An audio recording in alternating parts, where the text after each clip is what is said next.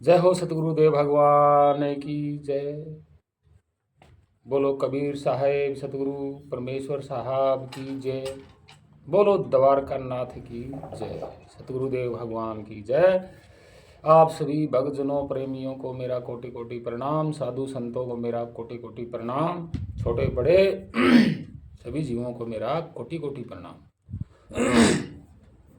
तो सत साहेब और आज हम कबीर साहिब का भक्ति मार्ग याद करते हैं कि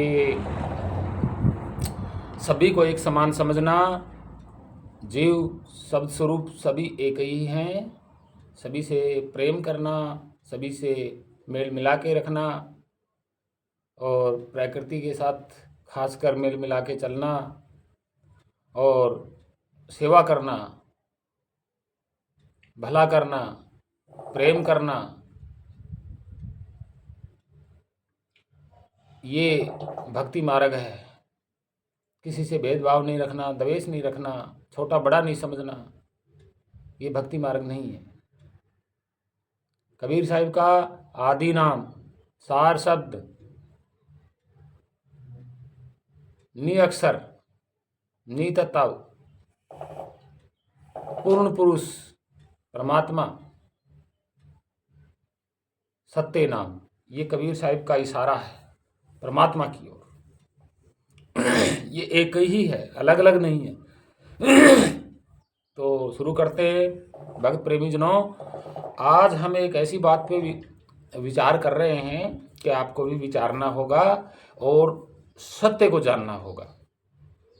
तो सत्य क्या है कि कुछ शब्दों का सत्य हम आपके सामने उजागर कर रहे हैं कि एक वाणी है, ज़्यादा तो नहीं बोलेंगे, उसको थोड़ा सा ही बोलेंगे, आधी से भी कम बोलेंगे, कि बहुत प्रचलित है। इसके ऊपर पूरा शब्द लिखा गया है, मतलब भजन बना दिया गया है इस पे। अब ये भाषा का कौन सा शब्द है, कौन सी भाषा है, ये देख कि लोग कह रहे हैं कि ये कबीर साहिब की वाणी है। कौन सी? कर नैनो दीदार महल में प्यारा है। और इस पे सब उलझे हुए, पूरी तरह से इसका बखान नहीं कर पा रहे कि ये कर नैनो दीदार महल में प्यारा है, ये होता क्या है। अब देखिए, यहां से जब हम शुरू करते हैं कर नैनो दीदार महल में प्यारा है, पहली बात तो नैनो शब्द जो है ये आंखों को नहीं बोला गया, ये आंखों का शब्द है ही नहीं।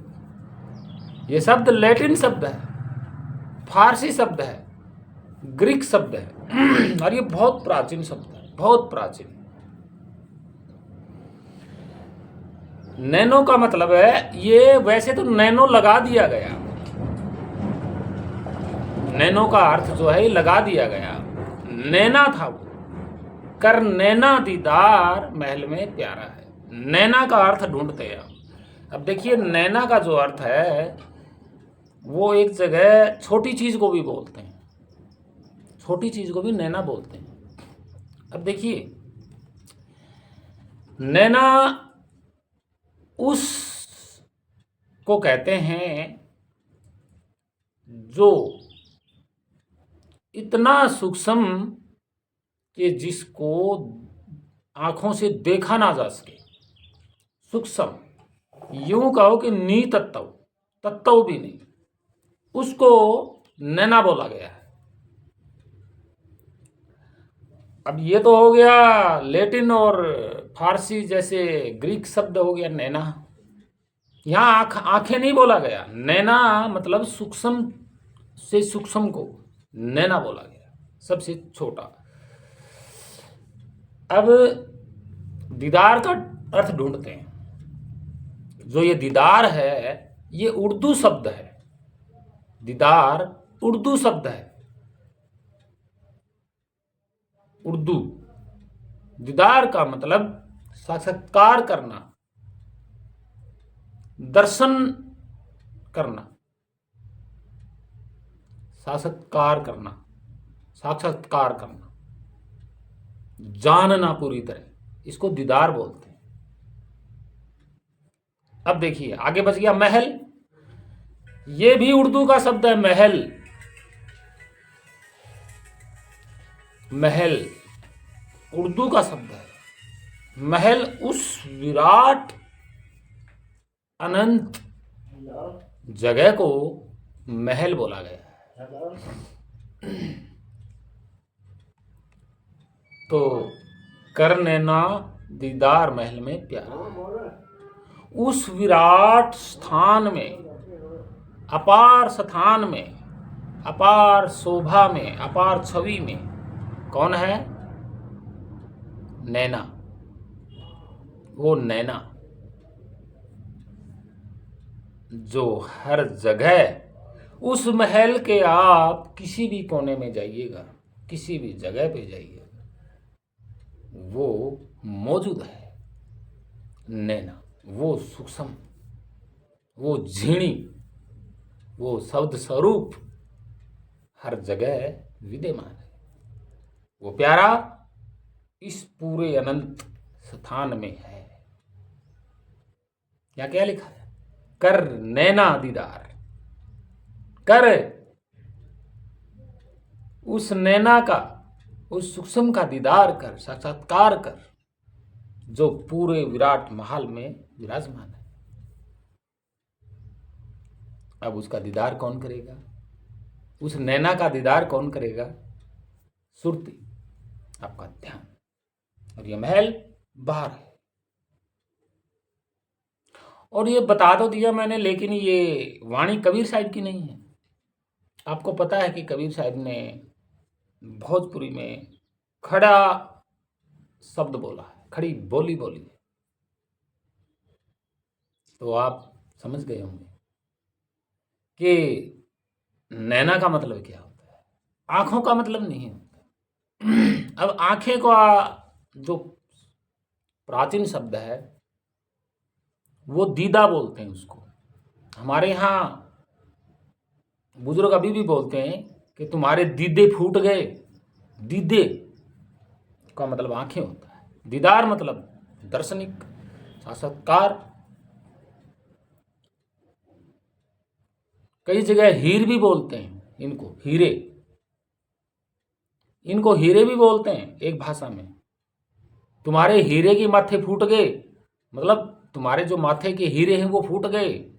जब कोई काम ढंग से नहीं होता है और वो गड़बड़ हो जाता है तो वो उसको डांटता है कि तुम्हारे माथे के हीरे फूट गए या तुम्हारे दीदे फूट गए, ऐसे बोलते हैं। और अब ये संस्कृत में जब जाएगा तो नेत्र, दृष्टि, ये आंखें, नैन, छोटे छोटे, नैन का मतलब छोटा,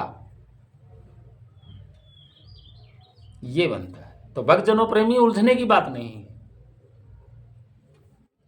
अब आगे एक और बताते हैं आपको कि ये जप का शब्द कहां से उत्पन्न हुआ।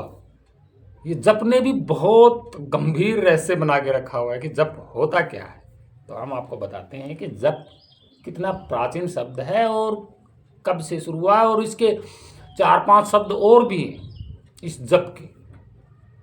तो सुनते रहिएगा, बड़ी इंटरेस्टिंग वीडियो है। अब कबीर साहब ने तो जप के लिए कभी बोला नहीं, क्योंकि वो तो जानते थे।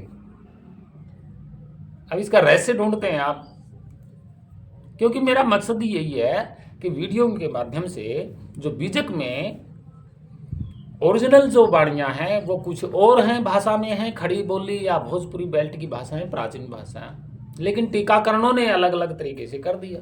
अब देखिए रहीम जी का दोहा है ये, कर नैनो दीदार महल में प्यारा है, ये रहीम जी का दोहा है। उनको भी ज्ञान हुआ था सार शब्द का, ऐसी बात नहीं, तभी तो उन्होंने कहा है ये।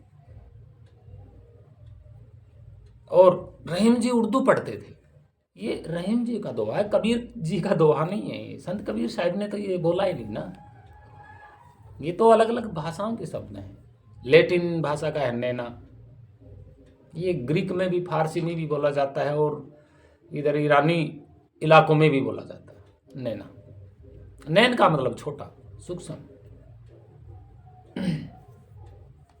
तो आगे आपको जप के बारे में पूरा इतिहास देते हैं आज, तो देखते रहिए, सुनते रहिए। तो जप का मतलब देखिए, जप जो शब्द है वो है बोलना, बोलना होता है। तो जो जप शब्द है ये संस्कृत का शब्द है। अब इसकी अच्छी तरह से व्याख्या करते हैं। तो प्राचीन शब्द क्या है? ये प्राचीन शब्द है बोल। बोल बोला जाता था इसको। जैसे भोजपुरी भाषा में बोल बोला है। जैसे लोक, इंग्लिश में लोक बोलते हैं तो ऊपर एक ना ही तो वो ला बोला जाता और ना ही वो ओ बोला जाता, बीच का शब्द बोला जाता है। जैसे बोल, बोल ये होता है। तो इसका मतलब बोलना। संस्कृत में चला गया जप, ये जप में चला गया, इसका मतलब बोलना होता है। अब देखिए, एक कबीर साहब की वाणी और है जिसमें बोला कि सार नाम भाख सुनाया, सार नाम भाग सुनाया, या सार शब्द भाग सुनाया। तो यहां देखिए, भाग का मतलब बोलना होता है, सुनाया बोल के सुनाया। तो ये जो टीकाकरण हुआ था इस वाणी का, तो ये यहां का नहीं है। कबीर साहब का टीका, कबीर साहब ने तो बोला ही नहीं, भाग सुनाया। ये तो गलत जोड़ दिया गया। कैसे, हम आपको बताते हैं कि ये जो बौल शब्द था, ये इधर जाइए आप गुवाहाटी साइड में, उसको भाख बोलते हैं। भाख, भाख बोलते हैं। भाख मतलब भाख, बोल, ये भाख बोलते हैं गुवाहाटी साइड में, भाख। अब इधर घूम के जाइएगा तो छत्तीसगढ़ साइड में जाइएगा तो वहां बोलते हैं भोक। भोक, भोक जैसे कुत्ता भोंकता है ना, तो भोंकता है तो वो बोलता है, भोक। इधर बोलते हैं भोक, भोंकना मतलब बोलना। भोक का मतलब बोलना होता है, कुछ भी बोलो। अब ये मध्य प्रदेश साइड में जाएगा तो बाक बोल जाएगा, बाक, बाक, बाक। जैसे कहते हैं ना, क्यों बक बक कर रहा है, कर रहा है मतलब बोल रहा है। बाक का मतलब यही होता है, बोलना, बाक, बोलना। और ये इधर और नीचे चला जाएगा, जैसे दक्षिण साइड में चला जाएगा, श्रीलंका साइड में चला जाएगा, तो वहां की भाषा में इसको गैप बोलता जाता है, गाप, गाप। जैसे बोल, फिर भोक, फिर बोक, और फिर भोक, और फिर गोप, पे, गोप। ये तो हो गया इस पूरा, जैसे पूर्वी, उत्तरी, और फिर इधर दक्षिण, और फिर इधर आते हैं ऊपर गुजरात साइड में बोल। तो ये सारा फैल गया। राजस्थान में भी बोल, हरियाणा में भी बोल। और ये जो पहाड़ी क्षेत्र में जब जाएगा, इधर गुवाहाटी से इधर ऊपर घूम के, तो यह पाख हो जाएगा, पाख। पाख मानी बोलना, पाख बोलना, पाख बोलना। अब पहाड़ी इधर से आएगा नीचे की ओर, ये जम्मू कश्मीर में पाख ही बोलते हैं। अब नीचे आएगा पंजाब में दास, यहां दास हो जाएगा। सरदार जी बोलते हैं आज भी दास, यानी कि बोल।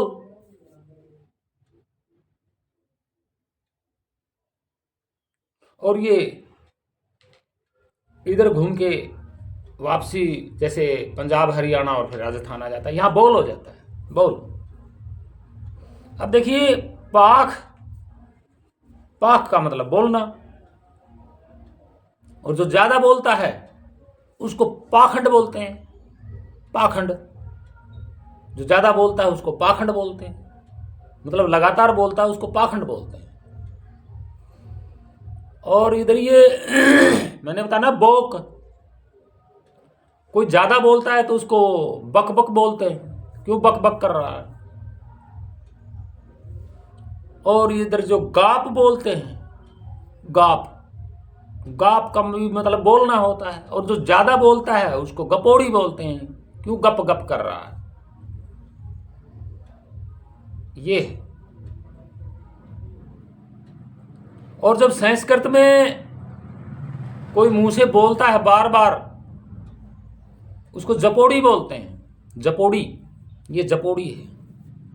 इधर गपोड़ी बोलते हैं, उधर पाखंडी बोलते हैं। इधर कोई बार बार बोलता है पंजाब में तो दसी बोलते हैं, दसी। एक बार बोलता है उसको दस, दास। और जो बार बार बोलता है, कोई लंबी बात बताता है तो उसको बोलते हैं कि फलाने ने मेरे को ये बात दसी। यहां हरियाणा साइड में आते हैं तो बोलते हैं, कोई शब्द बोलता है तो बोल, क्या कहना चाह रहा है। फिर वो कोई आपकी बात बताएगा, लंबी बात बताएगा, उसको बोलेंगे बोली। वो कहेगा कि फलाने ने मेरे को ये बात बोली, कोई लंबी बात। ये था।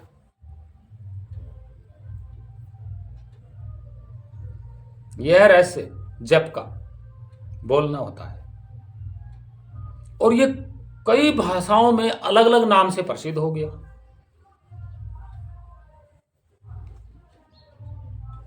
जैसे बॉल, बॉल से शुरू हुआ था। गौप, बौक, भौक, पौक, भौक, बौक, दोस, दस, बोल।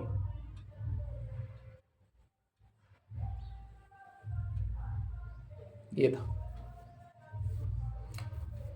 तो उलझने वाली बात नहीं है। आपको बीजक जो है ये भोजपुरी भाषा में है कबीर साहिब का। कबीर साहिब ने, किसी भी संत ने, और जो जिन्होंने ये लगाया है ना भौक, तो ये उस साइड का है। उन्होंने टीकाकरण किया कि भौक सुनाया, सार शब्द भौक सुनाया, ये गलत लिखा हुआ है, सही नहीं है ये। भौक का मतलब तो बोलना होता है, भांख।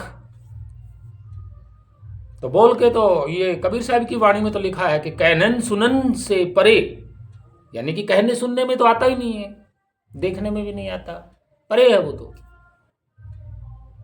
पाखंड में मत पड़िएगा। ये भाषाओं का प्रचलित प्राकृत प्राचीन से हो रहा है, न समझने के कारण ऐसा गड़बड़ हो रही है। तो मेरी आप लोगों से हाथ जोड़कर विनती है कि ऐसा पाखंड में मत पड़ना। जाप, ये जो जाप होता है, ये किसी बात को निरंतर, एक ही शब्द को निरंतर बोलते रहते हैं, उसको जाप बोला जाता है, जपोड़ी बोला जाता है, जपोड़ी। बताया ना कि ये ऐसा भाषाओं के कारण हो गया। और ये मैंने पहले बता दिया था कि जो स्मरण होता है, श्रवण होता है, और जो सुमरन होता है, स्मरण होता है, और भजे, भजन, ये एक ही है। इसका मतलब होता है चित्त में चिंतन करना, जानना। सुरती का मतलब भूल होती है। फिर से सुन लो एक बार, सुरती का मतलब भूल को बोला गया है।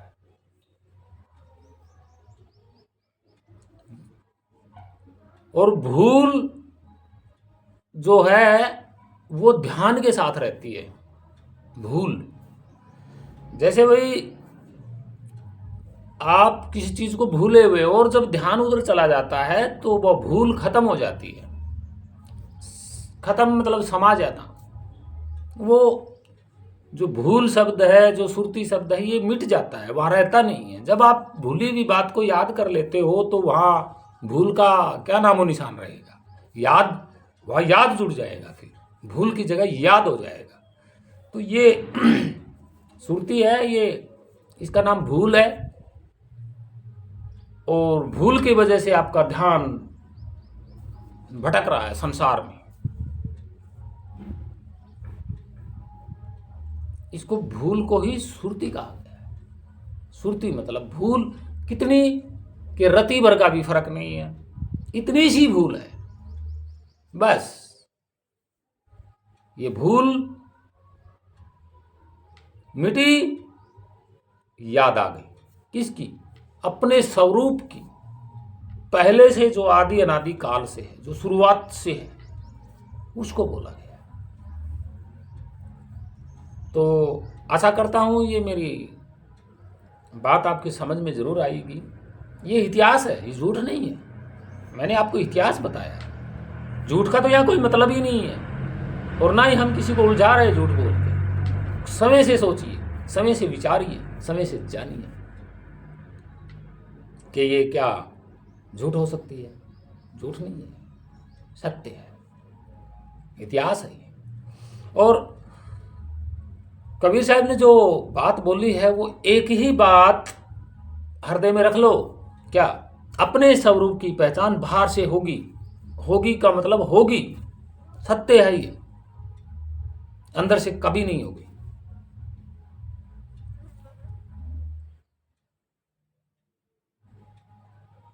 लोगों ने बनाया कि कर नैनो दीदार महल में प्यारा है। कौन सा महल बताया?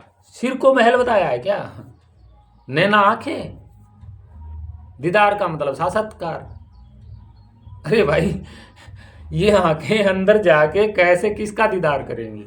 ये भाई पाखंड है। ये देखो, शब्दों पे जाइए, इतिहास में क्या कह रहे हैं। नैनो, नैना का मतलब होता है सूक्ष्म से सूक्ष्म, यानी कि 1 सेकंड का अरबवां, 1 अरब टुकड़े कर दिए जाएं 1 सेकंड के, वो उसको बोला गया है सूक्ष्म से सूक्ष्म, नैना को। उसका साक्षात्कार करना है। कहाँ है वो? महल में। कौन से महल में? इस विराट महल में, हर जगह विद्यमान है। उसका साक्षात्कार करना है, उसको जानना है। वो कौन है? आपका स्वरूप, परमात्मा, परमेश्वर, सार शब्द, परम अक्षर, आदि नाम, सत्य नाम, वही तो है। और जो वो उसका नाम है, वो ही आपका नाम है। भाई स्वरूप भी हमारा ही है वो परमात्मा, तो जो उनका नाम है वो तो हमारा हुआ ना। लेकिन हमारा जो नाम है वो सिर्फ जानने में है, साक्षात्कार करने में है, कहनन सुनन और देखन से परे है।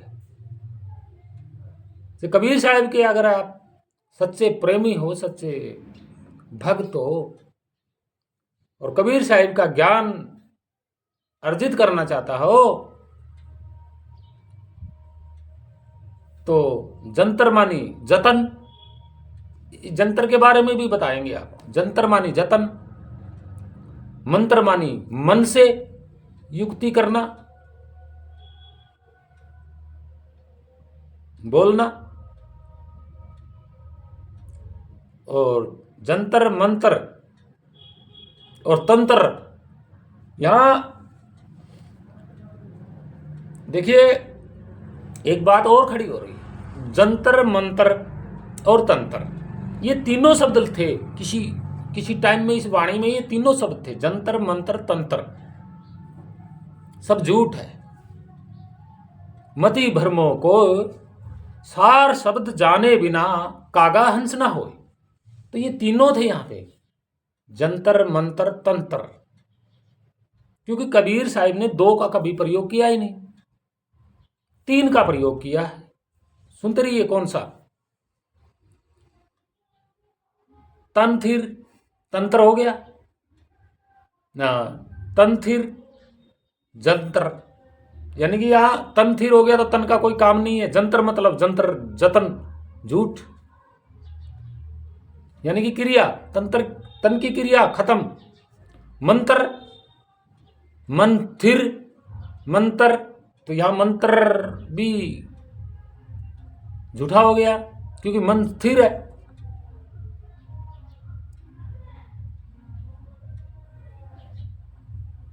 सोचिएगा, तंथिर यानी कि तंत्र, मंथिर यानी कि मंत्र। मंत्र मन से बोला जाएगा तो मंथिर है यहां पे, तो झूठा हो गया ना। कबीर साहब ने सही बोला कि मंत्र झूठ है, तंत्र भी झूठ है। और फिर आ गया यतन, मुंह से बोलना, यतन, यंत्र भी झूठ है। यहां वचन थीर है, तीनों को बोला है, तीनों ही बोला है, तंथीर, मंथीर और वचन थीर, तो तीनों यहां लगेंगे। जंतर मंत्र यंत्र सब झूठ है। और यहां क्या बोला है? तंथीर, मंथीर और वचन थीर, स्थिर हो जाना, यानी कि इनको बंद कर देना। जंतर मंत्र तंत्र इनको बंद कर देना, यहां थीर कर देना, बात एक ही है। आगे एक जगह और भी बोला है, क्या? जब मरे, अजपा मरे और तनहद भी मर जाए, वहां पे भी तन लगा, लास्ट में लगा। तनहद है, अनहद नहीं है, वो तनहद है। जैसे जाप मुंह से होता है बोलना, अजपा मन से,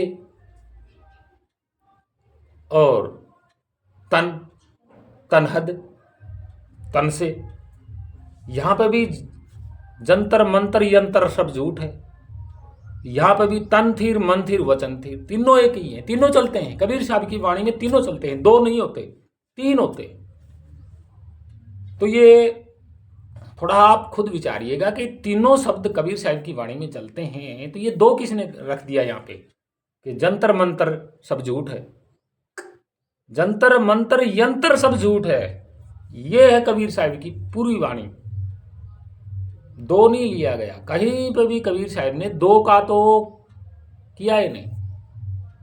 कबीर साहब ने तो पूरे तन को ही रोका है, तन को, मन को, वचन को। तो यहां दो कैसे आ जाएगा? जंतर मंत्र, यंत्र भी आएगा।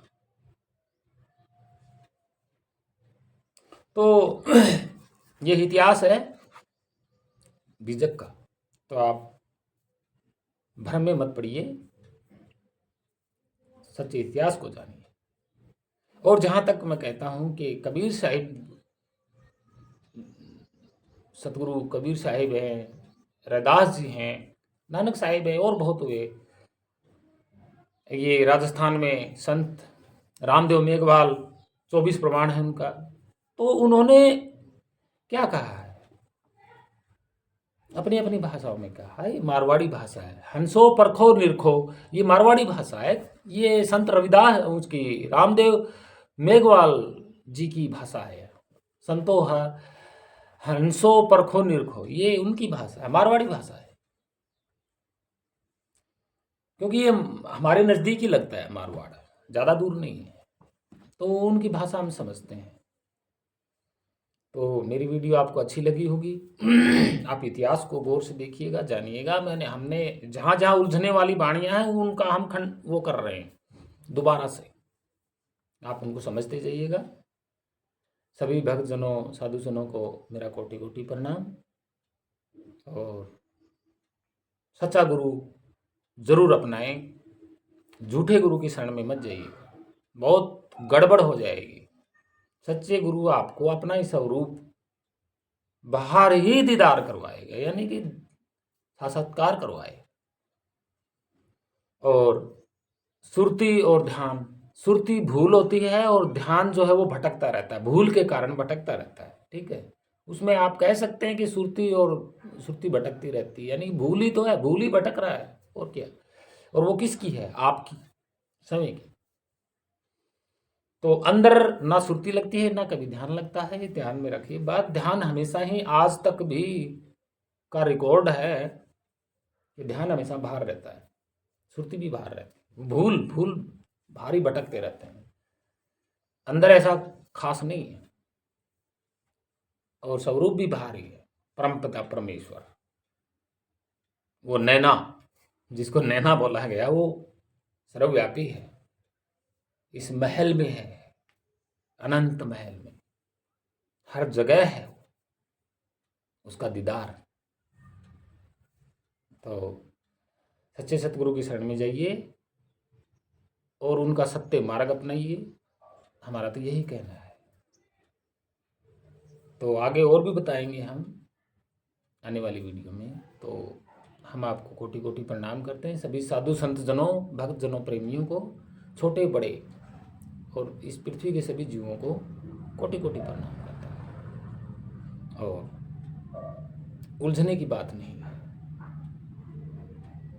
सत साहेब, जय गुरुदेव भगवान की जय, कबीर साहिब परमेश्वर की जय हो, जय द्वारकानाथ की जय। सत्य साहेब, वंदे मातरम।